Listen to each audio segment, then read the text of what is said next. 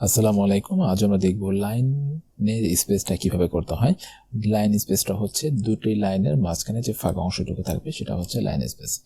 আচ্ছা, এটার জন্য আমরা যে অংশটুকুকে লাইন স্পেসটা কাস্টমাইজ করতে চাই সেই অংশটুকু আমরা সিলেক্ট করলাম।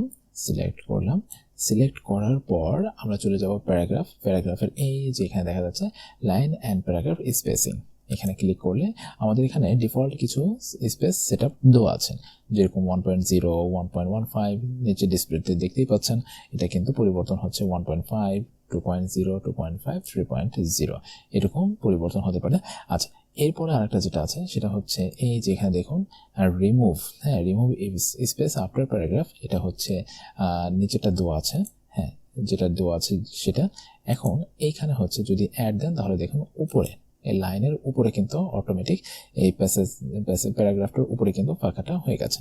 এরপর যদি আপনি এটাকে সরিয়ে দিতে চান তাহলে রিমুভ স্পেস দিলে এটা সরে যাবে। তাহলে এটা করা যাবে। আর অপর দিকে লাইন স্পেসিং অপশন, এখান থেকে আপনি যেটা আছে এই যে লাইন স্পেসিং মাল্টিপল, এখান থেকে আপনার প্রয়োজন মতো আপনি করে নিতে পারেন। এখন যে স্পেসিংটা আছে সেটা হচ্ছে 1.08, তাহলে এখানে আমরা করে দিতে চাচ্ছি 1.20,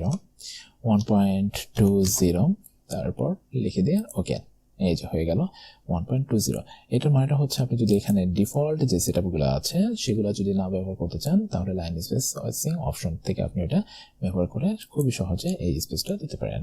তাহলে আজকে এই পর্যন্ত, দেখা হচ্ছে পরবর্তীতে। ততক্ষণ পর্যন্ত ভালো থাকবেন। আল্লাহ হাফেজ।